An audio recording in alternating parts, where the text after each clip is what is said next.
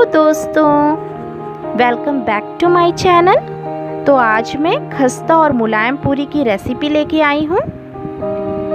बहुत लोगों का कहना होता है कि हमारी पूरी खस्ता नहीं बनती है, मुलायम नहीं बनती है, तो हम क्या करें।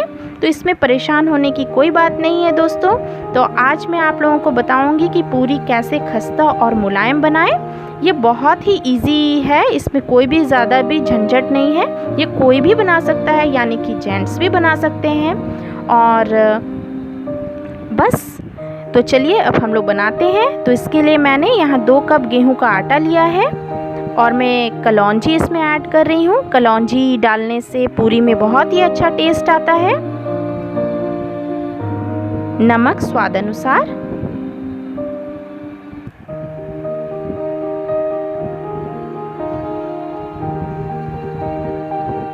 मैंने यहाँ रिफाइंड ऑयल लिया है, आप चाहें तो देसी घी भी डाल सकते हैं। और बस इसे हल्के हल्के हाथों से मिला लेना है और अपनी दोनों हाथों की हथेलियों से आटे को अच्छी तरह इस तरह से मिलाएं ताकि आटे में ये सब अच्छी तरह से मिल जाए।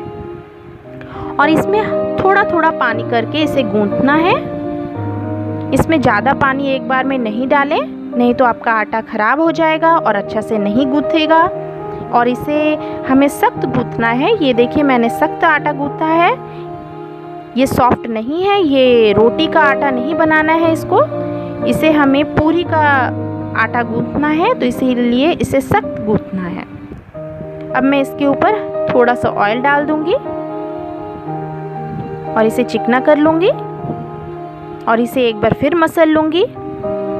तो ये टेक्निक ज़रूर करें जिस तरह से मैं मसल रही हूँ। तो ये मैंने पूरी का आटा रेडी कर लिया है। तो इसकी मैं छोटी छोटी लोइयाँ बना के इसे बेल लूँगी।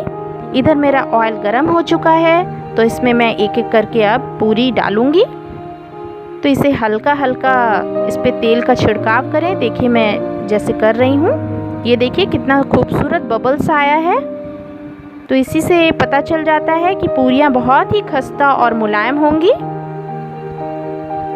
तो दोस्तों, अगर आपको मेरा वीडियो पसंद आए तो प्लीज़ लाइक करें, शेयर करें, सब्सक्राइब करें और नोटिफिकेशन बेल को ज़रूर दबाएं ताकि आपको मेरी हर नोटिफिकेशन मिल जाए। आप इसे किसी भी सब्जी के साथ खा सकते हैं और ये बहुत ही झटपट बन जाती है। आपके घर में कभी भी मेहमान आए तो इसे आप जल्द से जल्द बना के तैयार कर सकते हैं। ये देखिए रेडी हो चुका।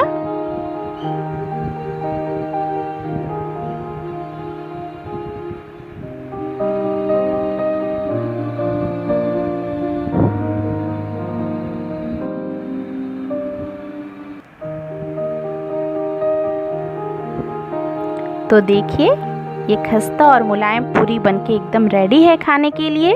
तो आज मैंने छोले पनीर की सब्ज़ी बनाई थी, तो आज मैं उसी के साथ खाऊंगी। Thank you for watching.